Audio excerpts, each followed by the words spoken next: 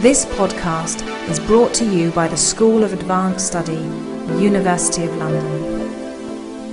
All of our podcasts are available from our website, www.sas.ac.uk.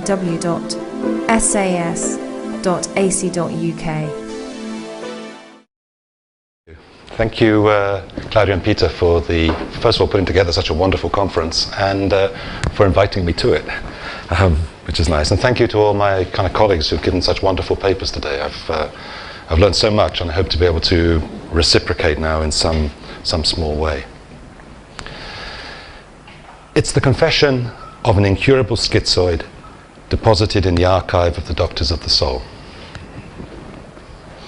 I'd like to comment now on this sentence, Warburg's own commentary on his snake ritual lecture, recorded in a note of April 26, 1923, 5 days after the lecture.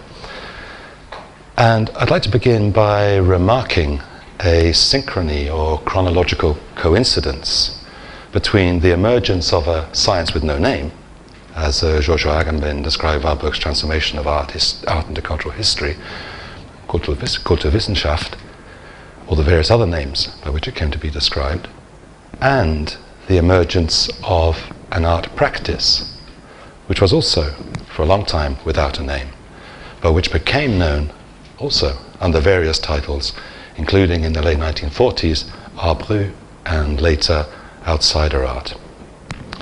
And of course, I'm going to suggest that this synchrony is motivated, and that the coincidence is not a coincidence. And I hope at least to go a little beyond mere suggestion and to point to the existence of what I believe to be a rich and complex infrastructure informing the late 19th and early 20th century transformations of art history and the recognition of certain image practices as relevant of study as art, and its relationship to the emergent discipline of psychopathology.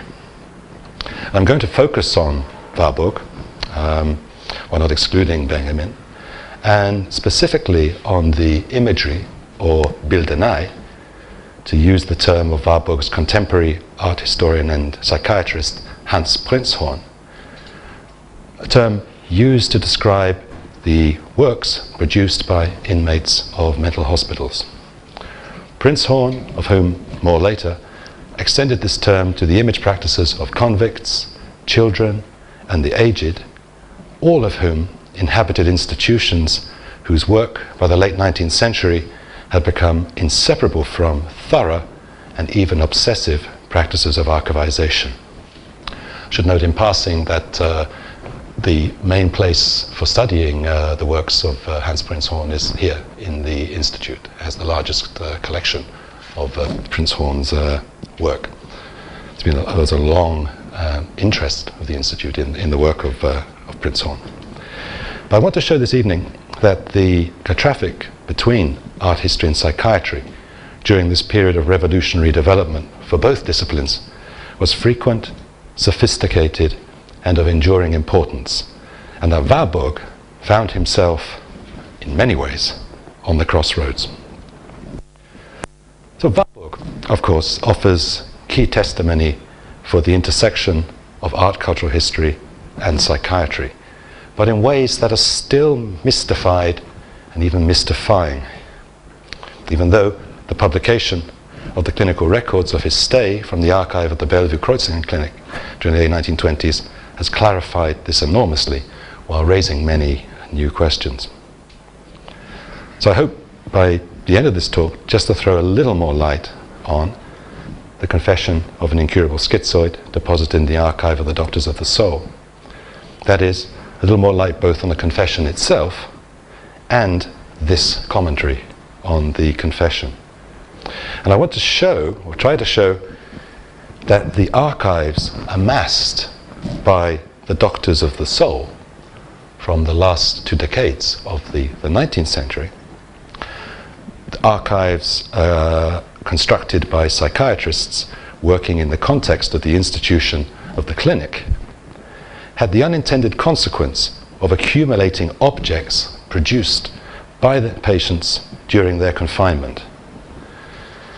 But for these puzzling objects to be classified as art, it was necessary to bring to them not only a widened, if not completely transformed concept of art and image making in general, but also a more expansive idea of the psychology of human expression and creativity.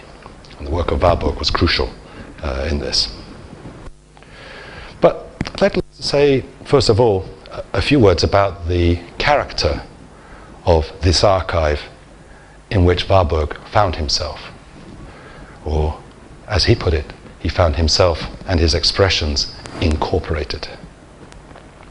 The survival of the works of the mentally ill is indebted to these archives, but in many ways it was also undone by the same archives. For these are, first of all, archives of mental illness. They're diagnostic archives, rooted in the clinical documentary practice described by Foucault for the hospital in general, in The Birth of the Clinic, and that applied to mental hospitals towards the end of the 19th century, made possible the emergence of a new psychiatry, a clinical psychiatry associated above all with the names of the rivals Emil Kraepelin and Eugen Bleuler. And this was a psychiatry based on the observation, collation and archivization of symptoms rather than the organic analysis of the brain. And the pioneer of this archive was Emil Kraepelin, kind of working above all in Heidelberg and later in Munich, who began this systematic practice. I mean, in his Lebenserinnerung, he describes arriving at his first kind of job at a mental hospital and finding confusion, violence, not knowing who the patients were. One violent patient, disappeared and nobody even noticed. He described this sense of kind of confusion and incarceration, to which he tried to bring the order of the archive. And this entailed, on Bleuler's part, inventing or bringing the idea of the medical record from general medicine into psychiatric medicine. So Kraepelin would maintain almost daily notes on each of his patients, and he would keep these notes in a file index. And then during his holidays, away from the hospital, he would take the notes with him and try to discern patterns emerging from the descriptions of the symptoms of his patients. And he tried to collect these patterns into groups of symptoms, which he then collected and published in his manual of psychiatry, his textbook on psychiatry, which went through several revisions, the last revision in 1927, which was after his death in 1926. So it's creating archives of individual patients, recording their expressions, their physical expressions, their vocal expressions, but also the objects that they kind of produced. It was a form of psychiatry that departed radically from mid-19th century psychiatry, whose approach was epitomized by the psychiatrist Griesinger's comment that mental illnesses are illnesses of the brain. In his doctoral thesis, The Place of Psychiatry in Psychology of 1879, Kraepelin tried to put this in question, saying that it's impossible to make such claims before there has been a thorough observation and collection of the symptoms of mental illness. I should note here, Kraepelin is the man that saved Warburg from Bellevue. So he's going to come back later in the evening. He saved Warburg from Binswanger. So this new psychiatry involved observation and the classification of symptoms into an archive, an activity that was attentive to the presentation or displays of patients. So it was already an aesthetic activity. It was looking at the displays of patients and trying to collect them, trying to find patterns. And as part of this turn in psychiatry, so important for the 20th century psychiatry, appearing in Jung, Binswanger, Minkowski, all of whom were self-professed pupils of Kraepelin's rival, Bleuler, who applied a similar method. It's as part of this turn that we see the emergence of the archives of mad art. And there's a very fine historical analysis of this in English written by J.M. McGregor, The Discovery of the Art of the Insane from 1989, which is worth consulting for the details of the emergence of the archives and the discourses of mad art. From Lombroso in Turin to Krepel in Heidelberg, Morgenthaler at Waldau in Switzerland, you can see the emergence of an archipelago of informal archives of the image making of patients. So what happens as almost a side effect of the description, or clinical description of the symptoms of patients, is the collection of the objects that they produced, and then finally the amassing of these objects and the classification of these objects almost as a kind of form of practice by themselves. So they're taken away from the patients and begin to constitute a category of objects that need to be understood in some way by psychiatry. Now, the motivation for constituting these collections, at first kind of dispersed, product of private initiatives, and then increasingly centralized at the beginning of the 20th century, the motivation was complex. They were, first of all, part of the development of medical record keeping, which, as I mentioned, was pioneered in general medicine in the early decades of the 19th century and carried over into psychiatry. The medical records of the Binswangers, in the case of Warburg, that we have, are kind of part of this kind of practice. These led to the works being conserved as part of the patient's medical records, but their constitution as a discrete archive, that is, as a grouping of objects considered to be similar, and not only or not just included as symptomatic expression of the course of a patient's illness, but as objects sharing a family resemblance, came later. So first of all, there's the individual archive, the keeping of medical records of an individual patient and the objects that they produced alongside their verbal and physical expressions. And then gradually these objects are pulled away from the individual medical records and start constituting a group of objects in their own right. Now, one of the motivations was epistemological.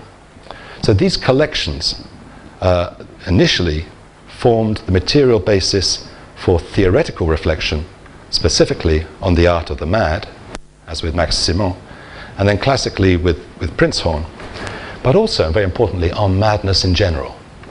So psychiatrists began to believe in the early 20th century that the expression, particularly these physical expressions of mentally ill patients, kind of somehow provided an access to understanding kind of what madness was itself. We also see later there's also another turn associated with Karl Jaspers, which suggests that looking at mad art also gives us an access to understanding what art is kind of specifically. So the objects were used also to create a kind of symptomatic kind of classification. That's an early, almost diagnostic and statistical manual kind of for madness. So certain objects were associated with certain forms of kind of mental disorder. Another motive for constituting these archives, and this is an archive that's a collection of the expressions of the patients. I mean, one of the later contributions to this archive is, of course, the snake ritual lecture, which is continuous with what we're talking about now. Another motivation for constituting these archives was educational. So the Heidelberg archive, founded in the 1890s by Krepelin, was known as the museum, but also the teaching material collection. So we see the name of the archive moving from museum to teaching material collection. And these materials were used in training, thus combining epistemological and pedagogical objectives and contributing to the formation of psychiatrists such as Jaspers, Prinzhorn, Binswanger, and Minkowski. Now, the reference to the museum with respect to the Heidelberg collection also points to another motivation for making these collections. That is one of display. That is a practice continuous with the pre-modern practice of displaying the mentally ill as spectacle. The psychiatrist Hyslop, the British psychiatrist Hyslop, developed this practice at Bethel in 1900 with an exhibition of pathological art that revelled in its degenerate character. And it was continued by Auguste Marie, who was a student of Charcot at the Clinique of Vie Juif, with the Little Museum of Madness, up until, I think it's a process up until the Degenerate Arts exhibition in 1937. And arguably, according to some critics, the Arbre Rouge shows, Dubouffet's Arbre Rouge shows of the late 1940s. So one of the leading psychiatrists in, continuous with Binswanger and that tradition, Jean Horry, became a vehement critic of the exhibition or showing of the work of the patients of clinics by the late 1940s. I think it could also be argued, and maybe this is a little severe, but it could also be argued that the celebrated soirees at Bellevue, in which snake ritual was first kind of performed. These two form part of this kind of tradition of kind of display and kind of displaying, arguably with kind of more humane motivations in Bellevue, but a tradition of displaying the mad, or in this case the work of the mad. Yet this interest in display, which is an important aspect of the aesthetics of madness, could also exist alongside a view of such objects as works of art, as was the case with the psychiatrist Morgenthaler and his conviction, shared with fellow psychiatrist André Breton, that his patient at Waldau, Adolf Wölfli, was one of the greatest artists of the 20th century. That is, not a great mad artist, but a great artist. So what we see, in short, is the deeper fascination exerted by this work on the psychiatrists who profess to collect it for diagnostic and pedagogic purposes. This fascination spans the range of affects, from admiration to repulsion. And the erotic art of the mad seems to be particularly disturbing to psychiatrists. And it was a fascination that then extended outside of the profession of psychiatry, and in the 1920s became almost a kind of broader cultural interest. And a very interesting example of this, kind of for many reasons and for many other reasons kind of for us here, is Walter Benjamin, who created his own library of pathology, and for the purposes of, or while reflecting on this library of pathology, produced a text in 1928 called The Books by the Mentally Ill. I'd just like to say a few words now about kind of this text, but maybe before that, just suggest that the role of psychopathology in kind of the work of Walter Benjamin has been kind of very kind of underestimated. I think one example, or a leading example, is the concept of aura. So the concept of aura is a psychiatric concept, a kind of neuropsychiatric concept, describing the pathology, or it might be said the heightened experience, of epilepsy.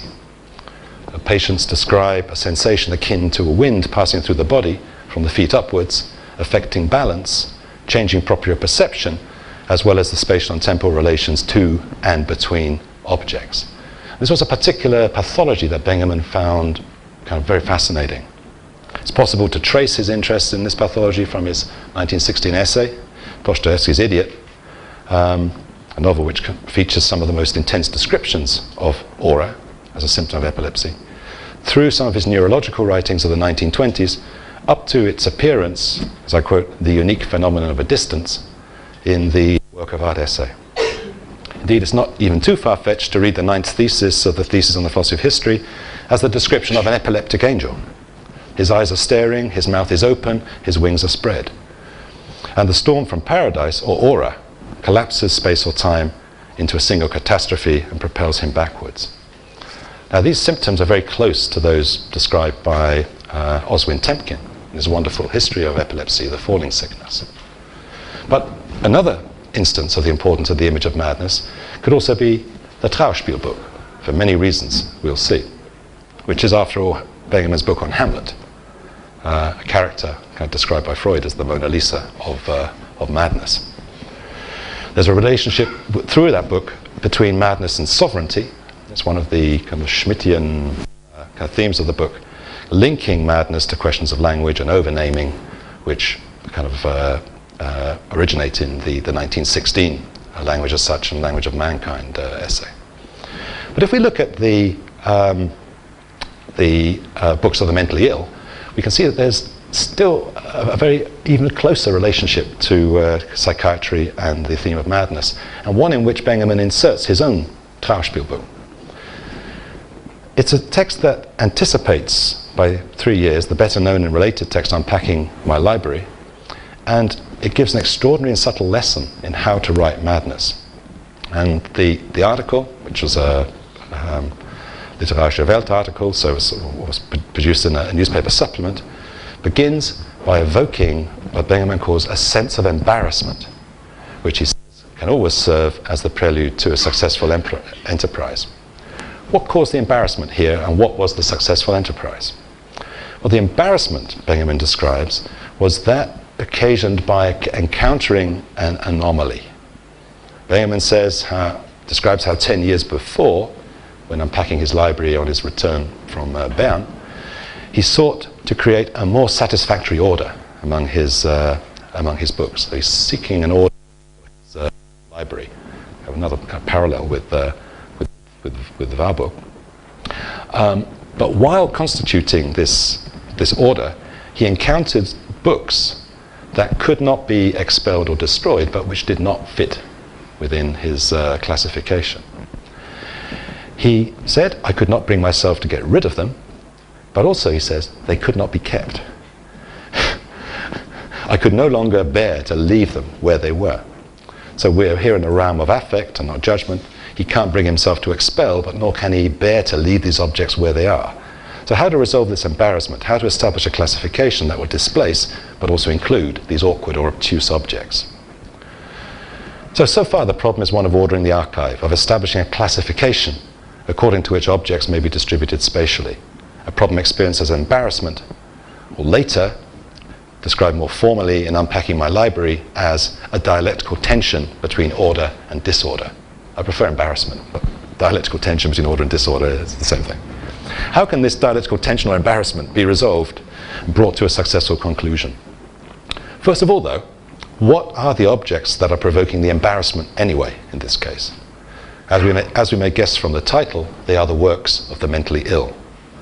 But what is the mental illness that his authors suffer? He cites the works of Schreber, Die Denkwürdigkeiten eines Nervenkranken, along with Freud's analysis of it. There's an interesting connection between Benjamin and Freud on the issue of psychosis.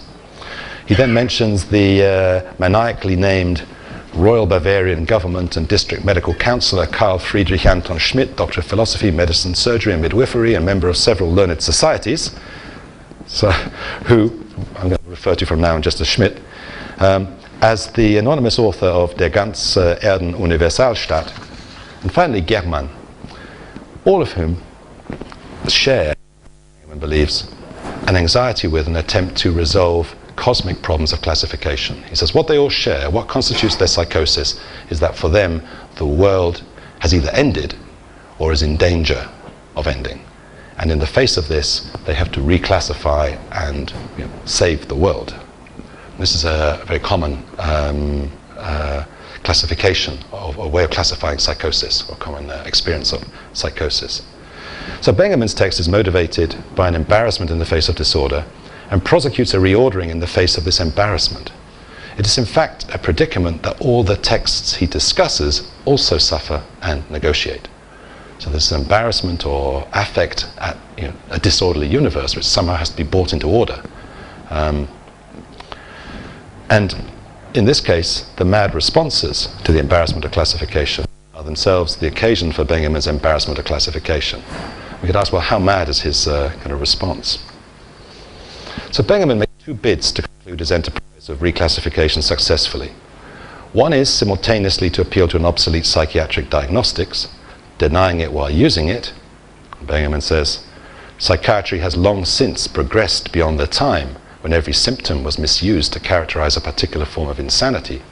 If this were not the case, we might well think of a cataloguing psychosis. In fact, the cataloguing psychosis is precisely that of Kraepelin and Bleuler. While disclaiming this psychiatric approach, however, Benjamin really appeals to it.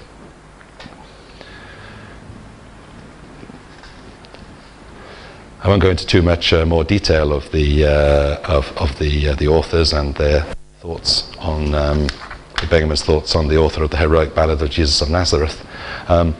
Only just want to show you that the problem of classification of mad art and of a library of pathology were very kind of important to Benjamin.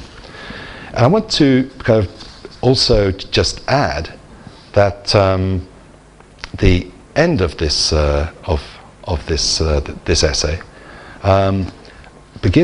raises the question of how it's possible for mad works of art or mad kind of works of literature to enter the city of books. How is it possible that these books arrived in his library?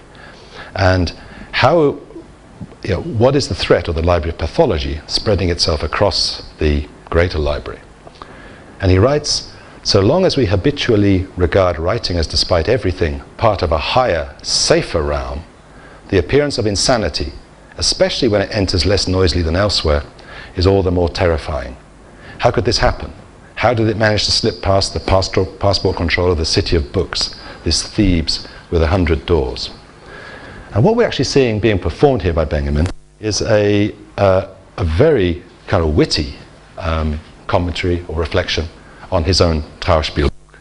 He's just performed this clandestine entry into the city of books with his own mad text on mad texts, and asking at the very end of the essay that the readers look out for another unnamed kind of mad manuscript which is about to enter the city of books, talking about the Trauerspiel book. And I think this is a dimension which I don't want to, I won't have time to go into kind of more systematically or fully. But I think it's interesting that to look at the Trauerspiel book in terms of the psychosis and in terms of the diagnosis of psychosis that Benjamin was very well aware of, and the way in which, although the Trauerspiel book seems to be engaged with a pre-psychiatric notion of mental illness, melancholia, a kind of form of psychiatric classification, a form of classification of mental illness prior to late 19th century psychiatry. The understanding of psychosis that Benjamin shows in this little essay, Books on the Mentally Ill, is actually running through the Trauerspiel book as well, and it's very, very kind of important to the Trauerspiel book. But I'd like to kind of get back to a bit to the situation kind of with this kind of, or the perplexity provoked by the image making of the mad. These objects were not viewed simply as symptomatic expressions, as works of the anonymous mad, were often used as for the background for broader speculations on the work of named mad artists. Karl Jasper's work on Van Gogh and later Foucault's work on Nerval, Roussel and Artaud are examples of this. But one novel and extraordinary approach, still an extraordinary approach, and we're talking about a book which, apart from the Nazi interlude, will have been in print continuously since its first publication. An extraordinary approach was taken by Hans Prinzhorn in his Bilderei der Geisteskranken in 1922, which is a study of the art of the mad, which contributes to psychiatry, art history, and philosophy.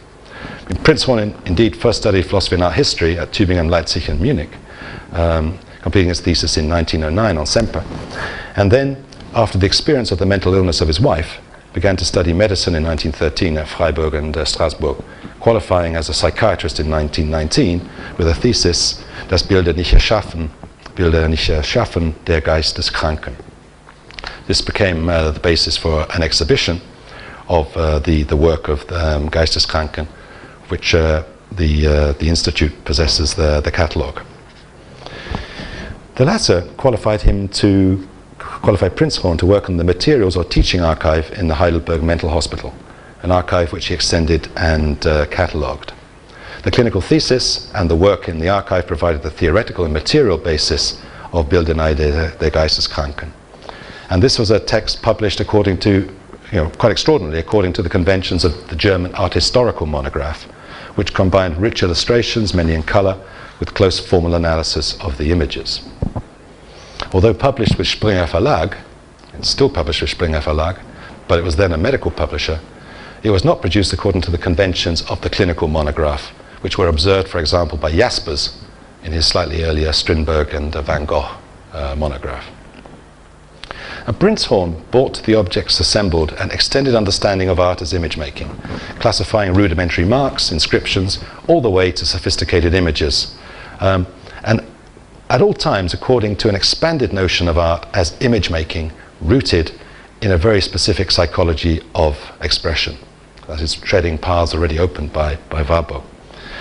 It's divided into three parts corresponding to a proposed metaphysical and epistemological structure that will inform the inquiry, the analysis of the objects themselves, the second part, in the light of the rules discovered in the first part, and finally a revision of those rules according to the experience of the works of art. And the basic concept informing this is the concept of Gestaltung, or mark making. And the reading of the art of the mentally ill proceeds from very basic inscriptions, just a line or a wavy line, and then tries to reconstruct, using all the material, an entire kind of adventure of image making that results eventually in the very sophisticated images of an Adolf Wölfli. So at this point, you may wonder why I'm telling all this, but at this point I have to very seriously to kind of compress this analysis in order to try and get back to Warburg in 1923. I can only mention now the friendship between Prinzhorn, very close friendship between Prinzhorn and Warburg's psychiatrist Ludwig Binswanger, their shared time at Heidelberg, Binswanger's fascinated descriptions of him in his correspondence with Freud, Prinzhorn's regular visits to the Bellevue Clinic during Warburg's stay, Binswanger's interest in extending the archive of the expression of the mentally ill in the practices of his clinic, to which we owe the snake ritual. But I'd like to make some general points. The first is that Prinzhorn's extraordinary feat can be viewed in many respects as an extension of Warburg's method, extending the compass of art to include image making even in the most reduced circumstances. So he went further than Warburg in a sense, in his understanding of what an image could be. Prinzhorn was both indebted to and extended then the expansion of the object of art history of which Warburg was the leading representative. Without that, he could have made no sense of the range of expression that he confronted in this archive.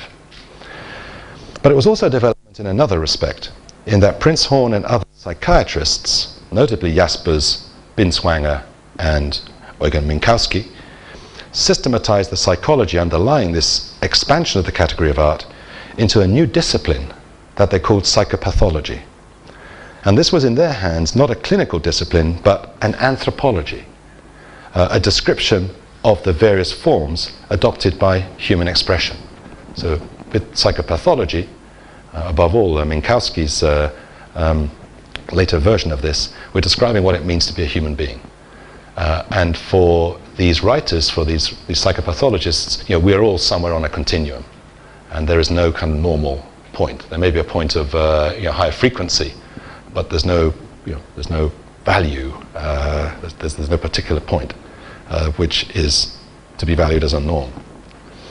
I'd like to kind of reflect a little on this, particularly with respect to kind of Warburg's psychology, which has always been kind of slightly puzzling, but I think should be viewed as a contribution to the emergence of this, at that point, science without a name, which became known as psychopathology with Jaspers, Binswanger and Minkowski. Minkowski, the author of a massive traité de psychopathologie, kind of reflecting on this new discipline in 1952, insists on there being two senses to the term psychopathology. He says, one, quote Minkowski, one medical, usual, which leads easily to scientific research and conceptions, but which remains psychopathology, and is perhaps precisely this psycho, which is its true vocation, insofar as beyond the purely medical, it extends to all suffering humanity. Phenomenology has contributed greatly to valorize this non-medical aspect of psychopathology. In place of the sick being, without obviously wanting entirely to exclude it, psychopathology proposes being differently, and seeks in this way to approach psychopathological phenomena. I think Warburg's psychology, especially in the 1920s, should be situated within this emerging new discipline. A claim such as, all humanity is eternally and at all times schizophrenic, by Warburg, makes sense within this new discipline and its anthropological reflections on humanity as intrinsically and essentially psychopathological.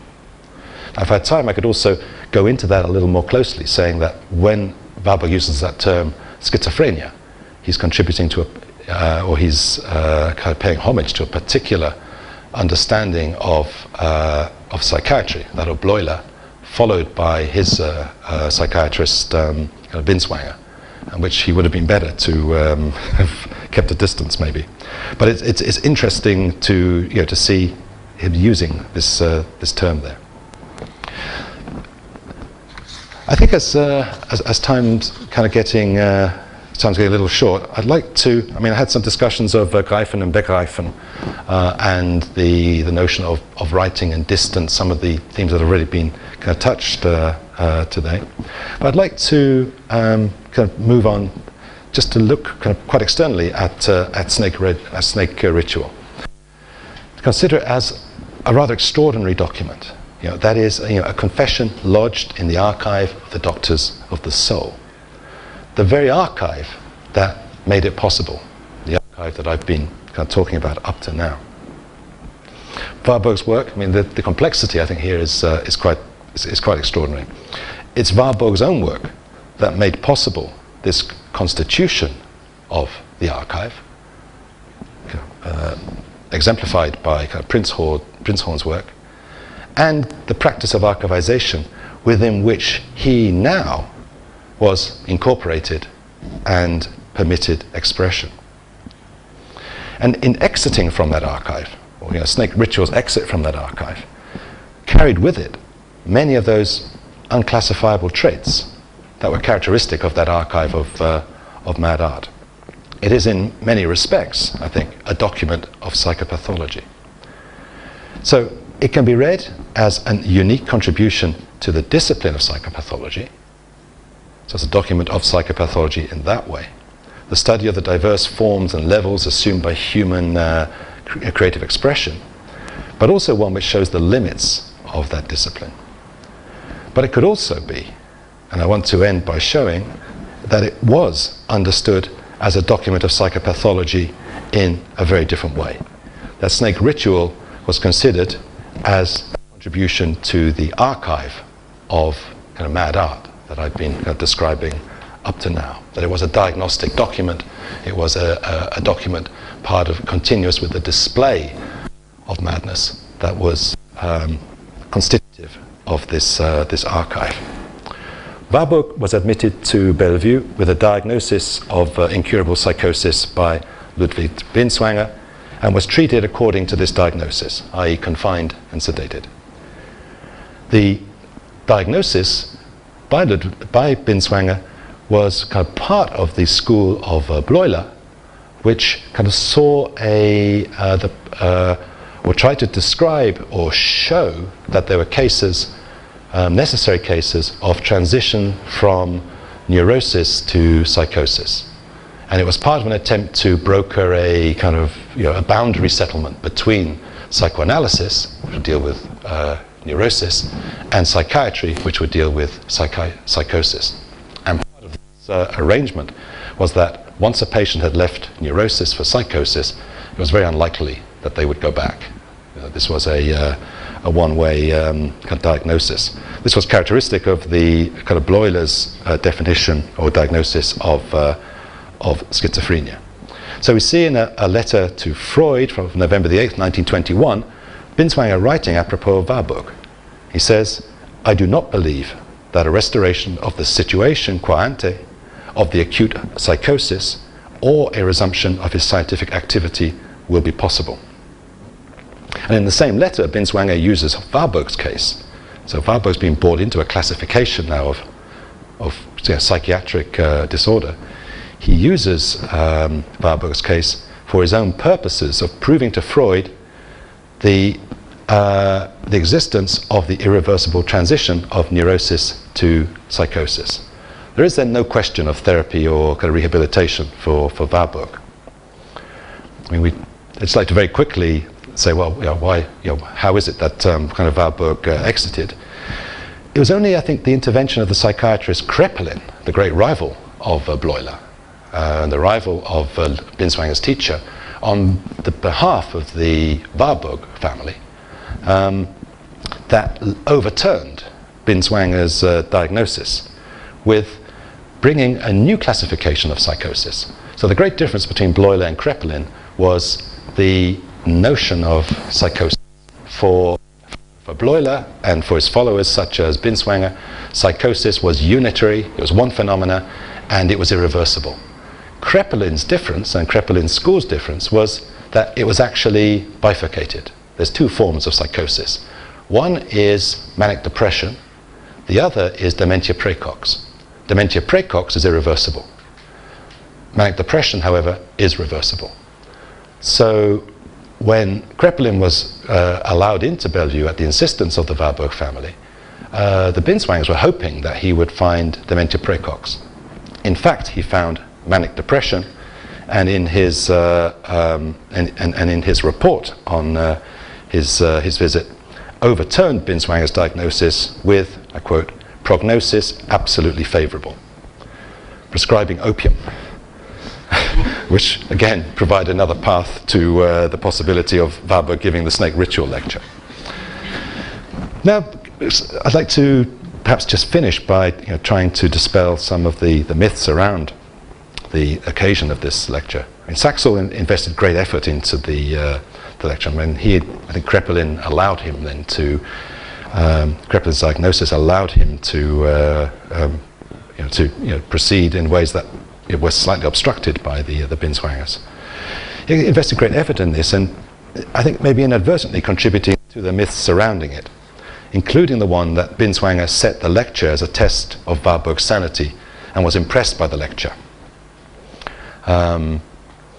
Saxel kind of gave this impression in a letter to Mary Warburg after the lecture, but the clinical records kind of say otherwise.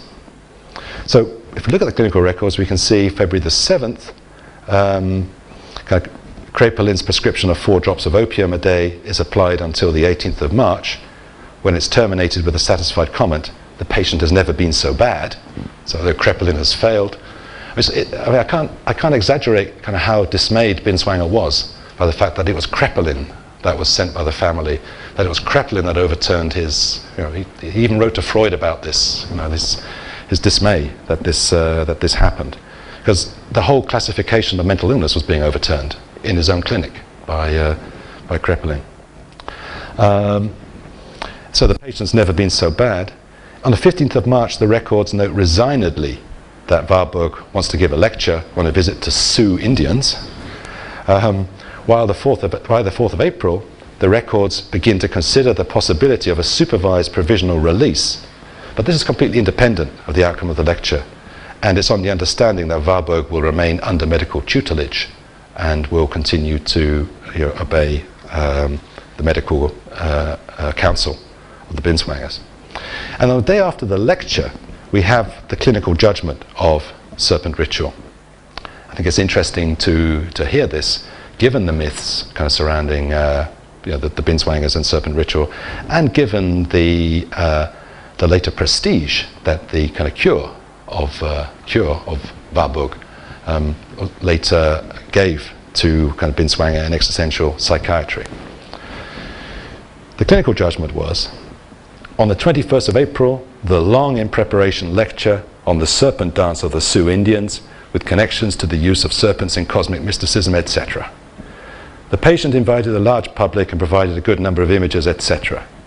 The lecture in itself more or less came down to some chatter in connection with some photographic material, which developed a number of notions, but in a fairly disorganized manner, with illusions that only a few of those present could possibly understand. So here what we have is indeed a document of psychopathology. It's already been consigned to the archives, and it's viewed in a way that confirms the initial diagnosis. I mean, its escape from the archive is, of course, another story, and we all have a different judgment of that. I hope we have a different judgment of that that lecture now. But all I wanted to try to show this evening is give some hint of the complexity surrounding the relationship between Warburg's Kulturwissenschaft and the revolution in 20th century psychiatry, which was prompted by the discovery of the creative expression of the mentally ill as a byproduct of archivization practices, and the attempt to make sense of it by means of an expanded notion of image making and a theoretical understanding of the psychopathology of culture. Thank you.